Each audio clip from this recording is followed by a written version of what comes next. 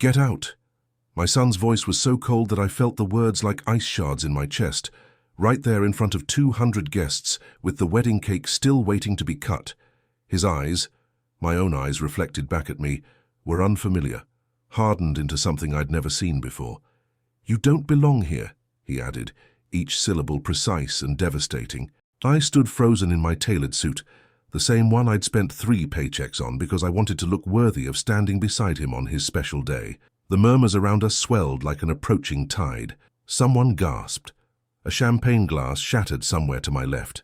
I could feel every eye in that opulent ballroom burning into my skin.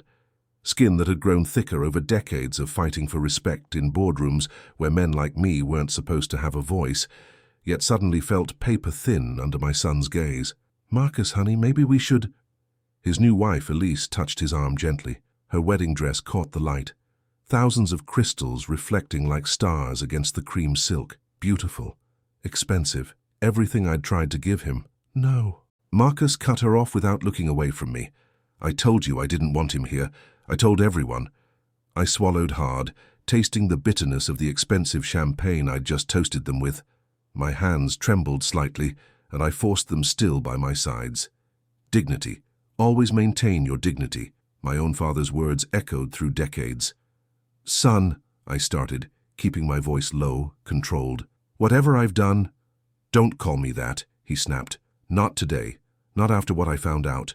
The wedding planner appeared at his elbow. Her professional smile stretched too tight across her face. "Mr. Johnson, perhaps we could continue this conversation in private. The photographer is waiting for the cake cutting and—" Marcus ignored her completely. "Did you really think I wouldn't find out? That envelope arrived yesterday. Perfect timing, wasn't it? Envelope?" My mind raced through possibilities, but nothing made sense. We had been fine at the rehearsal dinner just last night. He'd hugged me, told me he was proud to be my son. What could have possibly happened in less than 24 hours? "I don't know what you're talking about," I said honestly. "The trust fund," he said, his voice dropping dangerously low. "Mum's trust fund that you've been managing all these years. The one you said was almost depleted paying for my college. The one that actually has over $2 million in it that you've been hiding from me." The floor seemed to shift beneath my feet. How had he found out? Those documents were sealed as part of the divorce agreement 20 years ago. Carla had insisted on it. That's not what happened," I managed, acutely aware of the audience we'd gathered. Elise's parents, Boston old money with generations of wealth behind them, were watching with poorly disguised fascination. They'd never approved of their daughter marrying someone with my son's background, despite his Harvard degree and rising career in finance. I'd heard the whispers during the rehearsal dinner, how surprising it was that someone from his circumstances had turned out so well. "Save it," Marcus cut me off. "I saw the papers, Mom's signature, the account statements, 20 years of lies." "Who sent you those papers?" I asked, my mind still reeling. Only 3 people in the world knew about that arrangement: me, my ex-wife Carla, and Judge Holloway, who had presided over our divorce. And Judge Holloway had passed away 5 years ago. "Does it matter? The truth is finally out." Marcus adjusted his bow tie, a nervous habit from childhood. "You kept me in that cramped apartment, working summer jobs to help with rent, wearing second-hand clothes while I was in high school, all while sitting on a fortune that was rightfully mine." The truth crashed down on me. Carla. It had to be her. She'd promised never to tell him, had agreed it was better this way. We both had. But she'd always been jealous of my relationship with our son, especially after he'd chosen to live with me after the divorce. "Your mother and I made decisions we thought were best for you," I said carefully, knowing every word was being absorbed by eager ears around us. "That money isn't what you think. I think," he said, voice rising slightly, "that you're a fraud. Pretending to struggle all these years, making me feel guilty for every dollar you spent on me. Do you know how many nights I lay awake worrying about how you'd retire? Whether you'd be okay? I took my first job at JP Morgan instead of the non-profit position I wanted because I thought I needed to help support you." Each accusation landed like a physical blow. I had spent 20 years building a life for us after Carla left, working 2 jobs sometimes, making sure Marcus had everything he needed. Not everything he wanted. There's a difference, and it's an important one when you're trying to raise a man with character. "I worked hard so you wouldn't have to struggle like I did," I said quietly. "You lied to me for 20 years, he countered. "And I'm done." He turned to the wedding coordinator. "Please escort my father out.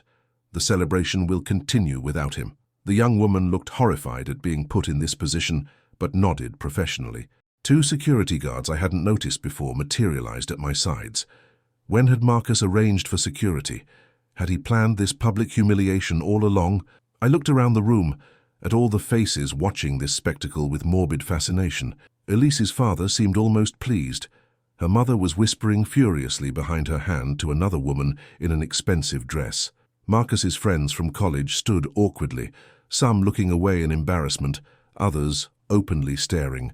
Then I caught sight of a familiar figure in a navy blue dress standing by the gift table with a satisfied smile playing at her lips.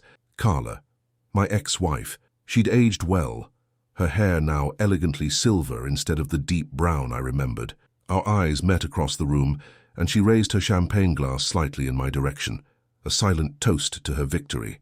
20 years ago, she'd walked away from our marriage and our 10-year-old son without a backward glance, seduced by the attention of a wealthier man. Now here she was, watching me being escorted from our son's wedding. Whatever her motivation for revealing the trust fund now on the eve of his wedding, she had calculated perfectly.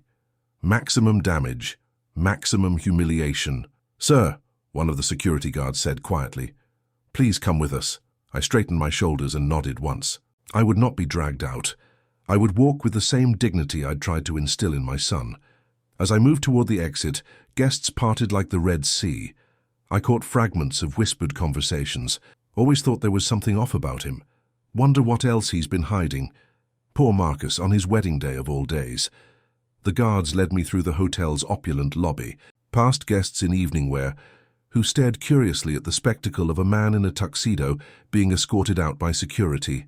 Outside, the summer evening was warm, the sky turning deep purple as sunset approached. One of the valets looked at me with sympathy. "Do you need us to call you a cab, sir?" I shook my head, reaching for my wallet to tip him, then realized with a hollow feeling that my overnight bag was still in the hotel room I'd checked into that morning. My phone, wallet, and keys were all upstairs. "I just need a moment," I said, moving to one of the stone benches that lined the circular driveway. As I sat there, watching guests arrive for other events at the hotel, I tried to make sense of what had just happened. The trust fund. Carla had insisted on creating it when Marcus was born, putting in her inheritance from her grandparents. It had grown substantially over the years, yes, but it wasn't as simple as Marcus thought. During our divorce, we had both agreed the money would be held until Marcus was 35. Not because we didn't trust him, but because we'd seen too many young people receive large sums and have their lives derailed by it. The legal arrangement was complex, with specific conditions about how and when the funds could be accessed. It wasn't simply his money that I'd been withholding, and I hadn't been lying about struggling financially. The divorce had left me with almost nothing. I'd rebuilt my life from scratch, working long hours while raising a grieving 10-year-old who didn't understand why his mother had left. The money in that trust fund had never been mine to spend, not even when I'd had to choose between paying for heat or buying Marcus new soccer cleats for the team he'd just made. I pulled out my phone to call for a ride, only to remember it was still upstairs. Stranded and humiliated, I closed my eyes briefly, trying to center myself. "Dr. Johnson?" I looked up to see one of the hotel staff, a young man in the standard uniform. "Yes? I've been asked to give you this." He handed me a small envelope. Inside was a key card to my room and a brief note. "Thought you might need this. Elise's sister, Diana." I remembered her now, the maid of honor with kind eyes who had thanked me profusely during the rehearsal dinner for helping her sister find happiness with such a wonderful man. At least someone in that family had compassion. "Thank you," I told the young man, pressing a 20 into his hand from the cash I found in my jacket pocket. Back in my hotel room, I sat on the edge of the bed, still in my tuxedo, and finally let the mask slip. My shoulders sagged under the weight of what had just happened. My son, my only child, had publicly disowned me based on a partial truth strategically revealed by his mother after 20 years of absence. I should call him, try to explain. But what would I say? That yes, there was money, but it wasn't as simple as he thought. That his mother and I had made the decision together about when he would receive it. That I'd honored that agreement all these years, even when it would have been easier not to. Would any of it matter now after such a public scene? My phone buzzed with a text message. Unknown number. You always thought you won when he chose to live with you instead of me. How does it feel to lose him completely? He's already asked me to dance with him in your place for the father-son dance. See, I stared at the message, a cold fury building inside me. This was what it had always been about for her, winning. Not Marcus's well-being, not what was best for him, but scoring points in a game I hadn't even known we were still playing. Another text came through, this time from a number I recognized, my oldest friend, Thomas, who had been seated at my table at the wedding. Where are you? Things have taken a turn here. Call me ASAP. Before I could respond, there was a knock at my door, firm, insistent. I opened it to find Elise standing there, still in her wedding gown but with her elaborate veil removed. Her makeup was smudged around the eyes as if she'd been crying. "Dr. Johnson," she said formally. "May I come in?" I stepped aside, too surprised to speak. She entered and turned to face me, her expression unreadable. "Marcus doesn't know I'm here," she said quickly, "and I don't have much time." "What's happening?" I asked, my mind racing with possibilities. "After you left, Carla, Marcus's mother, made quite a scene. She started telling everyone how you'd deceived Marcus his entire life, how you'd kept her away from him, turned him against her." Elise's voice was controlled, but I could hear the tension underneath. "Then she presented him with documents for immediate transfer of the trust fund into his name. She had a notary with her and everything, like she'd planned the whole thing." "She can't do that," I said automatically. "The trust has specific terms. It's not accessible until he's 35, I know," Elise interrupted. "That's why I'm here. When Marcus tried to sign the papers, the notary pointed out a clause that required your signature as co-trustee for any early disbursement." I sat down heavily on the edge of the bed. Carla must not have read the fine print. "Marcus sent me to get you. He wants you to sign the papers right now in front of everyone and then leave." Elise's hands twisted together nervously. "But there's something else you should know. When the notary was reviewing the documents, I saw some of the provisions. This trust fund, it's not what Marcus thinks, is it?" I looked up at this young woman, this stranger who had just become my son's wife, and saw something unexpected, intelligence and concern, not the gold-digging opportunist Carla had described in her text. "No," I said simply. "It's not. The fund has conditions," Elise continued. "Educational expenses, first home purchase, medical emergencies, seed money for starting a business, but not unlimited access to the principal until he's much older. And there are yearly caps on withdrawals." I nodded slowly. His mother and I both grew up with money, then lost everything. We saw what sudden wealth did to people. The trust was designed to help him build a life, not replace the need to build one. So all these years, I could have accessed some of the money for his education, yes, and I did use it for his college and grad school. Every penny of those expenses came from the trust, but I couldn't just give him the money. That wasn't how it was set up. Elise sat beside me on the bed, her enormous skirt billowing around her. "Why didn't you ever tell him about it?" I'd asked myself that question 1,000 times over the years. At first, when he was young, it didn't seem necessary to burden a child with knowledge of money he couldn't touch. Then, after Carla left, he was so angry, so hurt. I worried that knowing about the trust would just be another connection to her, another complication in his healing. I took a deep breath. As he got older, I convinced myself I was teaching him valuable lessons about hard work and self-reliance. But truthfully, I think I was afraid. Afraid of what? That if he knew about the money, he might choose her, choose that life, that I'd lose him. I laughed bitterly. "And now I've lost him anyway." Elise was quiet for a moment, absorbing this. "You need to tell him all this. Right now." I shook my head. "He won't listen.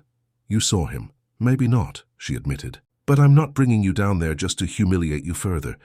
Either you come explain the whole truth, or I'm going to tell him I couldn't find you." I studied her face, seeing determination behind the carefully applied makeup. "You'd lie to your husband on your wedding day."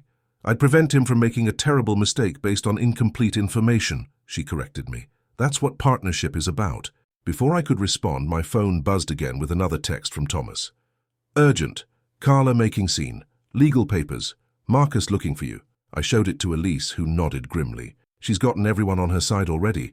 She's very convincing." "She always was," I agreed, standing up and straightening my jacket. "All right, let's go." Elise shook her head. "Not yet. First, I need to understand exactly what's in those papers.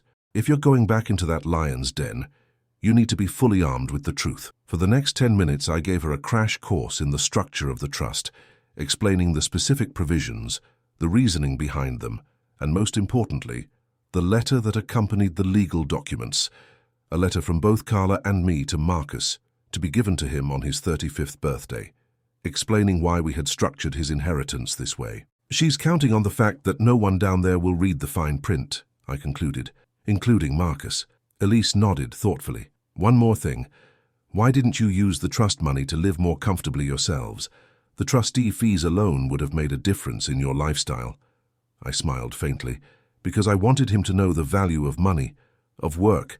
I didn't want him to become... I trailed off. Someone like my family? Elise suggested, with surprising perception. I didn't say that. You didn't have to. She stood, smoothing her dress. I've seen how they look at him, at you, like you're somehow less because you didn't inherit your position in life. She offered her hand to help me up. For what it's worth, it's one of the things I love most about Marcus. His work ethic, his appreciation for everything he has. That came from you. We walked back to the elevator in silence. As the doors closed, Elise spoke again. Whatever happens down there, thank you for raising a man who knows the difference between price and value. The elevator doors opened to reveal the lobby still bustling with wedding guests, now moving between the reception and the various hotel amenities. Elise led me through a service corridor to avoid being seen, and we approached the ballroom from a side entrance. Through the partially open door, I could see that the wedding celebration was continuing, but with a noticeably strained atmosphere. The band was playing, but few people were dancing. Instead, most guests were gathered in small clusters, talking in low voices. At the head table, Marcus sat with Carla beside him, her hand possessively on his arm as she spoke intently to someone I recognized as her attorney. "Wait here," Elise instructed, squeezing my arm briefly before gliding back into the reception. I watched as she approached Marcus, leaning down to whisper something in his ear. His head snapped up, eyes searching until they locked on mine in the doorway. The coldness was still there, but now mixed with something else. Uncertainty, perhaps. After a brief, intense conversation with Elise, during which Carla tried repeatedly to interject, Marcus stood and made his way toward me. Carla attempted to follow, but Elise smoothly intercepted her, engaging her in what appeared to be a deliberately distracting conversation. Marcus approached me stiffly. "You're still here." "I'm still here," I confirmed, "and I understand you have some papers for me to sign." "Just a formality, apparently," he said coldly. "One last thing you need to do before we're finished." I nodded to a small anteroom off the main hallway. "Let's talk privately first."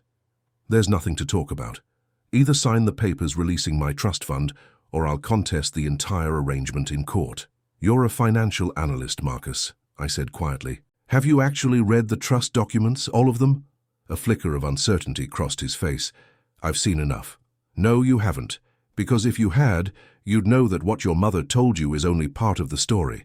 I gestured again to the private room. 10 minutes, that's all I ask.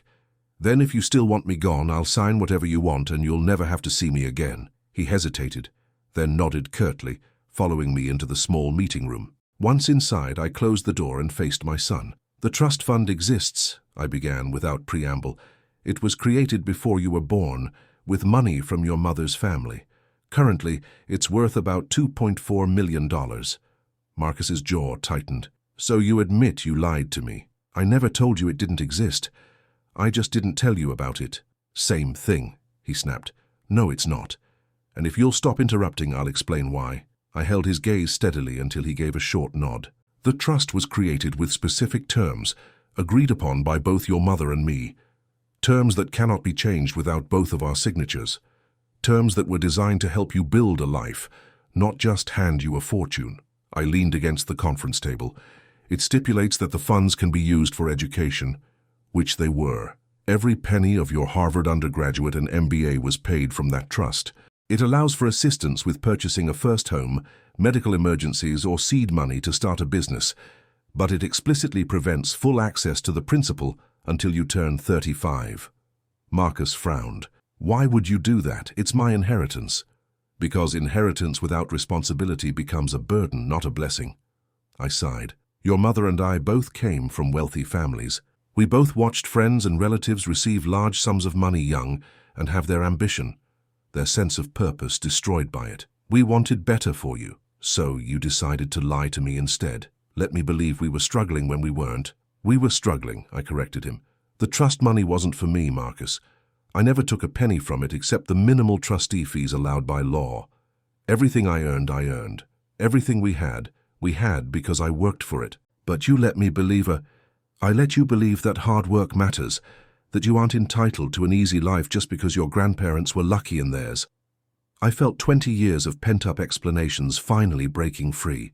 I wanted you to develop grit, resilience, to know that you could survive on your own merits, not just your inheritance.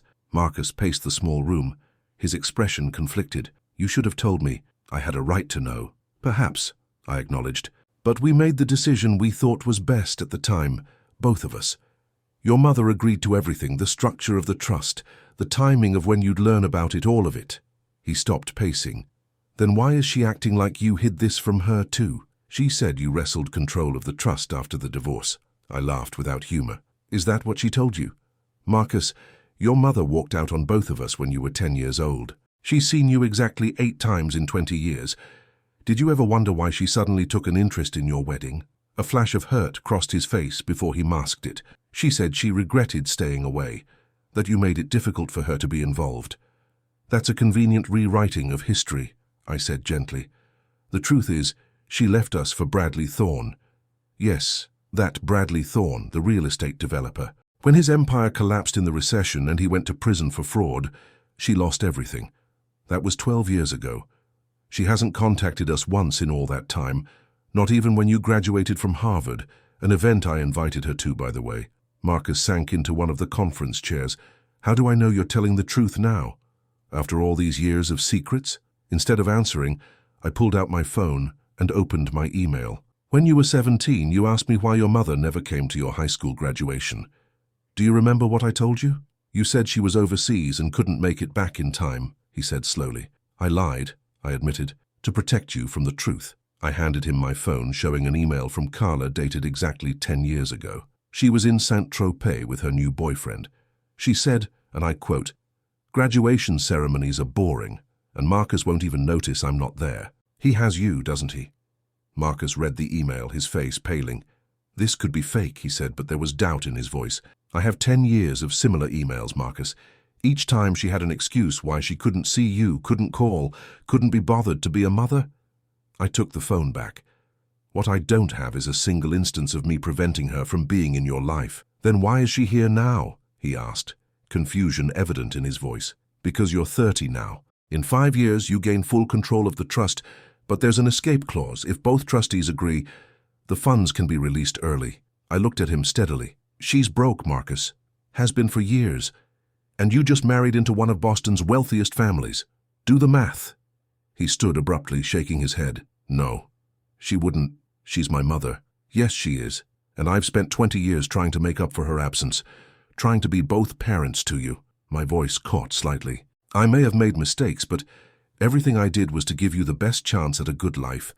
A life you built, not one handed to you. The door opened suddenly, and Carla stood there, her carefully maintained facade showing cracks of anger. There you are. Marcus, everyone's waiting for the father-son dance. She glared at me. What lies have you been filling his head with now? No lies, I said calmly. Just the full truth about the trust, all the provisions, all the reasons behind them. The parts you conveniently left out when you showed up yesterday with those documents. Her eyes narrowed. Marcus doesn't need your permission to access his own money. Actually, he does, I countered, as you well know, since you signed the same agreement I did. Marcus looked between us, confusion and anger warring on his face. I want to see the complete trust documents, all of them, not just the parts you showed me, Mom. Carla's smile faltered slightly. Darling, the important parts are all there. The rest is just legal jargon. Let's get back to your wedding. Your father can sign the release, and we can put this whole unpleasant business behind us. The notary, Marcus said suddenly. Where is he? She, Carla corrected. And she had another appointment. She left the papers with my attorney. We can handle this tomorrow if... No, Marcus cut her off. I want to see everything now. The complete trust documents. A flash of calculation crossed Carla's face before she smoothed it into concern. Honey, it's your wedding day. This can all wait. Can it? Marcus challenged, a new edge to his voice. Because you seemed pretty insistent about handling it immediately an hour ago. Insistent enough to create a scene in front of all our guests. Before Carla could respond, Elise appeared in the doorway beside her, holding a thick legal folder. I found these in your mother's room, she said to Marcus. The complete trust documents, including the letter your parents wrote to you, to be opened on your 35th birthday. She handed the folder to Marcus. I think you should read it now. Carla's face went from surprise to fury in an instant. You went into my private room, how dare you? Elise met her gaze coolly. Hotel security was happy to assist when I explained that my wedding was being disrupted by potentially fraudulent legal documents. Marcus opened the folder and began reading, his expression growing more troubled with each page. When he reached the letter at the end, his hands were shaking slightly. Marcus, Carla began, her tone wheedling. Whatever that says, remember who raised you, who was there for you. Stop. Marcus's voice was quiet, but firm. Just stop, Mom. This letter is dated from before I was born. You and Dad both signed it. It explains exactly why the trust is structured as it is, why access is limited until I'm older. He looked up, his eyes hard. And there's a codicil added during your divorce settlement, one that says if either of you attempts to circumvent the terms of the trust, their rights as trustee are automatically forfeit. Carla's face drained of color. That's not... You can't... It's right here in black and white, Marcus continued, along with the record of every withdrawal made for my education. And the trustee fees. He turned to me. You only took half of what you were legally entitled to as trustee. I nodded. I never wanted your mother to accuse me of profiting from the arrangement. Marcus turned back to Carla. There's also documentation here of attempts to access the trust. 3 separate occasions when you tried to withdraw funds without proper authorization. Each denied. His voice hardened. The last one was just 6 months ago, right around the time you suddenly reappeared in my life and started talking about wedding plans. The silence that followed was deafening. Carla looked from Marcus to me, then to Elise, calculating her options. Finally, she straightened her shoulders. Fine. Believe whatever you want. I tried to help you get what's rightfully yours, but if you'd rather wait and let your father control your inheritance, that's your choice. She turned to leave. Mom? Marcus called after her. She paused, hope flickering across her features. I think it would be best if you left now. Her face contorted with anger. You're choosing him? After he kept you in the dark all these years? I'm choosing the truth, Marcus said simply. And the truth is, you didn't come back for me. You came back for money. He shook his head sadly. Please leave before I have security escort you out. The same way I just humiliated my father. For a moment I thought Carla would argue further, would unleash the full force of the manipulation that had once bent me to her will. Instead, she simply glared at all of us, then turned on her heel and stalked away. Marcus, Elise, and I stood in awkward silence after she left. Finally, Marcus spoke. I've made a terrible mistake, haven't I? You were misled, I said carefully. You were shown partial information designed to create a specific reaction. I publicly humiliated you, he said, his voice cracking slightly. On my wedding day, in front of everyone. It's not the first time I've been humiliated, I said with a small smile. And it probably won't be the last. How can you joke about this? He ran a hand through his carefully styled hair, disheveling it. Dad, I don't know how to fix this. Elise touched his arm gently. You start by going back out there together. Show everyone that whatever happened before was a misunderstanding. Dance with your father like you planned. Marcus nodded slowly, then looked at me uncertainly. Would you still do that? After what I did, I studied my son's face, seeing the boy he had been beneath the man he'd become. The same boy who had cried silently in his bed for months after his mother left, trying not to let me hear. The boy who had worked alongside me, learning to change the oil in our old car, to fix leaky faucets, to stretch $1 when we needed to. The young man who had received his Harvard acceptance letter and immediately worried about how we would afford it, not knowing the trust would cover every penny. Marcus, I said softly, there is nothing you could ever do that would make me stop being your father. That's not how this works. His composure crumbled then, and before I knew it, my 30-year-old son was embracing me, his shoulders shaking with silent sobs. I'm sorry, He whispered against my shoulder, like he used to do as a child after a nightmare. "I'm so sorry." I held him tightly, my own eyes burning with unshed tears. "I know, it's okay." Elise watched us with tears streaming down her face, heedless of her makeup. After a moment she stepped forward and placed a hand on each of our shoulders. "The guests are waiting," she said gently, "and I believe there's a father-son dance scheduled." Marcus straightened, wiping his eyes with the back of his hand. "Dad, I don't deserve your forgiveness this easily." "That's not for you to decide," I told him, straightening his bow tie just like I'd done when he was a teenager, heading to his first formal dance. "Now let's go show everyone what family really means." As we walked back toward the ballroom, Marcus between Elise and me, he asked quietly, "What do we tell everyone about what just happened? About Mom leaving?" "The truth," I said simply, "that there was a misunderstanding about some family business that has now been resolved." "And my public accusation? The way I treated you?" I stopped walking and turned to face him fully. "Marcus, I've spent your entire life teaching you that actions have consequences, that character matters more than appearance, that doing the right thing often isn't easy, but is always necessary." I placed my hands on his shoulders. "Now it's your turn to decide what kind of man you want to be, what kind of husband, and someday what kind of father." He nodded slowly, understanding dawning in his eyes. "I need to own what I did. Publicly." "If that's what you think is right," I agreed. We continued to the entrance of the ballroom, where conversations hushed as guests noticed our return. Marcus squeezed my arm once, then released it, walking to the center of the dance floor alone. He signaled for the band to stop playing. "Ladies and gentlemen," he began, his voice carrying clearly through the sudden silence, "I owe you all an apology for the scene earlier, and I owe my father so much more than that." He looked toward me, standing with Elise at the edge of the crowd. "I acted rashly, based on incomplete information that was presented to me at a vulnerable time. I said things that were untrue and deeply hurtful." A murmur ran through the assembled guests. I could see Elise's parents exchanging glances, her father's expression darkening with disapproval at this public display of emotion. "My father has been the cornerstone of my life," Marcus continued. "He raised me alone after my mother left when I was 10. He worked multiple jobs to give me opportunities he never had. He taught me about dignity, integrity, and the value of hard work." His voice cracked slightly. "And today, I repaid him with public humiliation and false accusations." The room was utterly silent now. I could feel the weight of hundreds of eyes shifting between my son and me. Elise moved to stand beside Marcus, taking his hand in a show of solidarity. "My mother returned recently after 20 years of minimal contact," Marcus explained, his voice stronger now. "She presented me with partial information about a trust fund established when I was born, making it appear that my father had been deceiving me.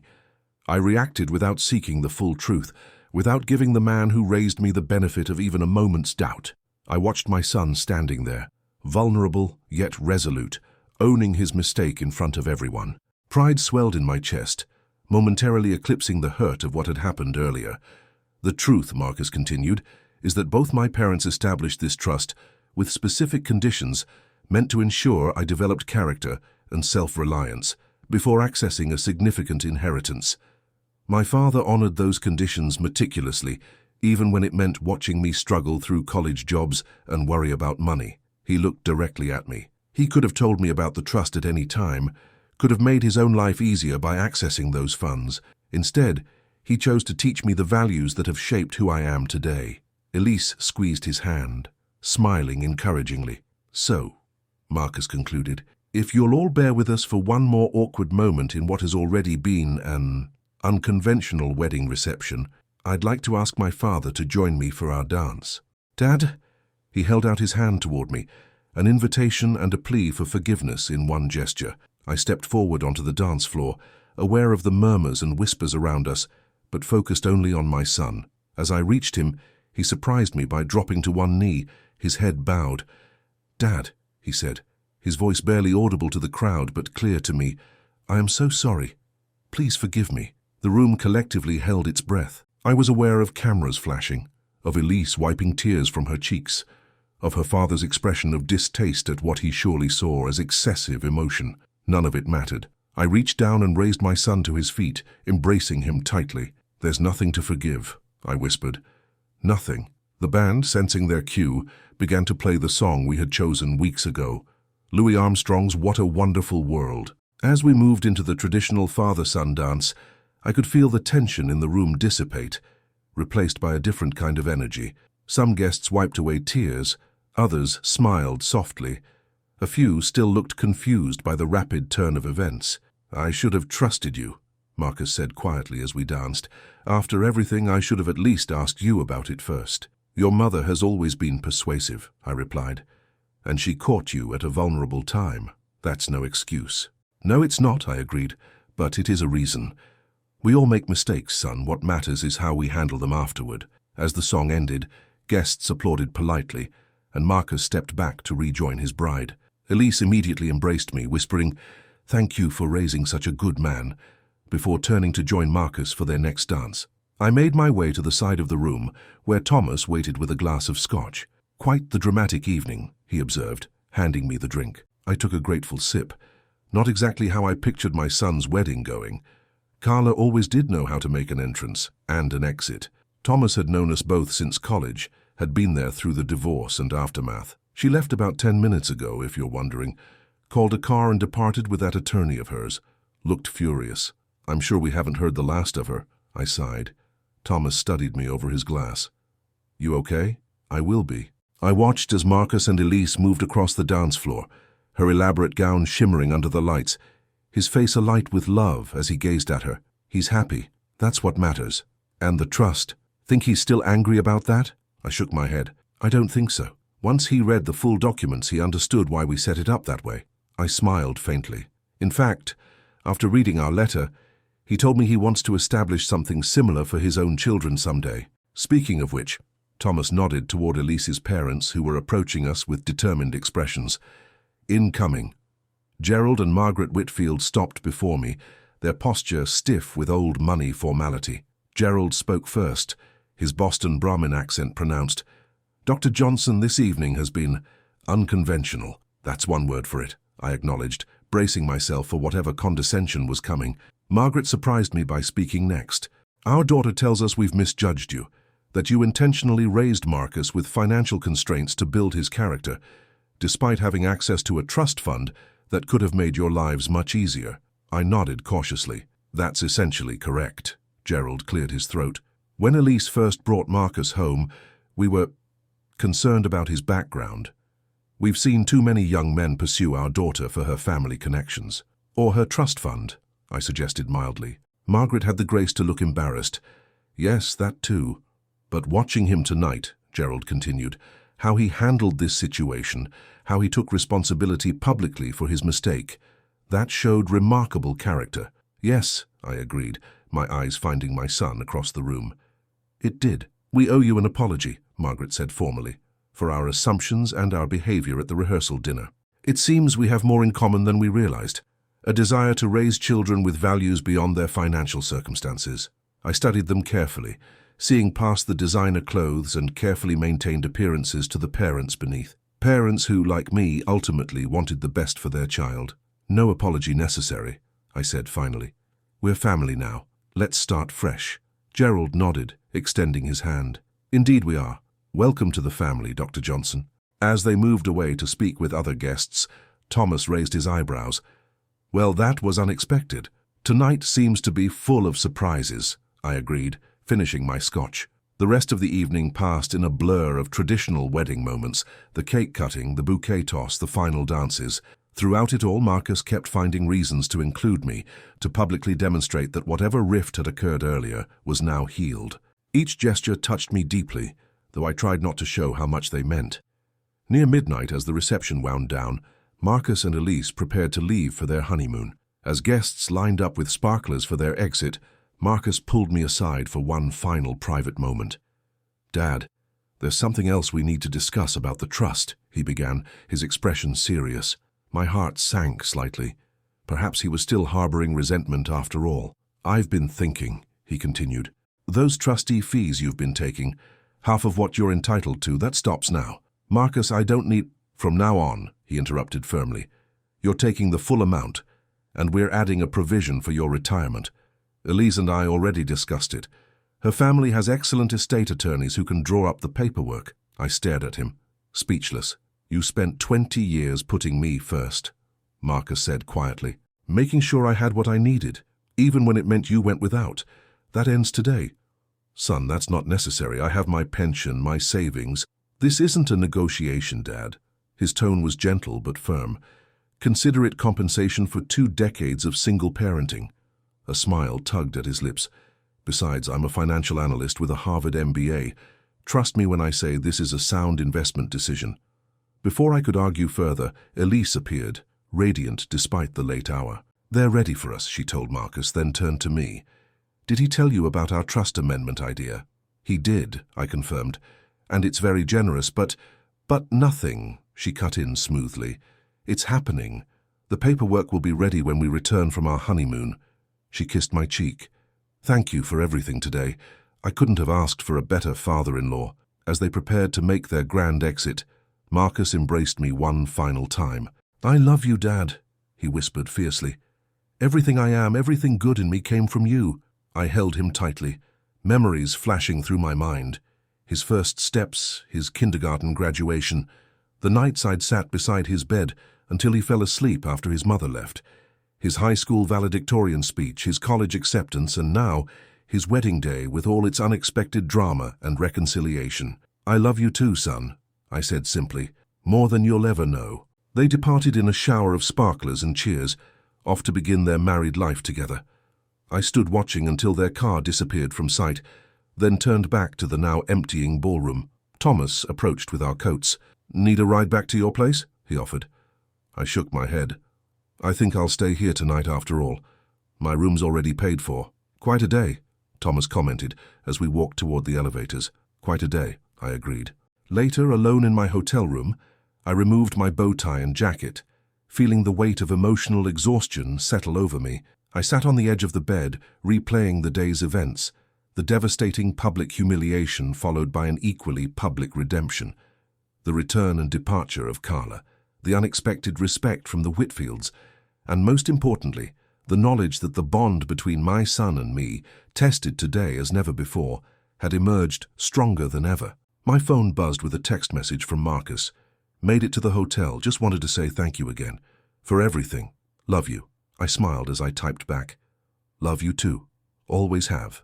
Always will. Setting the phone aside, I thought about the trust fund that had caused so much drama today. Carla and I had established it with such clear intentions to give our son financial security without destroying his drive to achieve on his own. For 20 years, I'd honored those intentions, sometimes doubting my decision to keep the trust's existence from him, but always believing in the underlying principle. Today had confirmed what I'd hoped all along, that the lessons I'd tried to teach had taken root.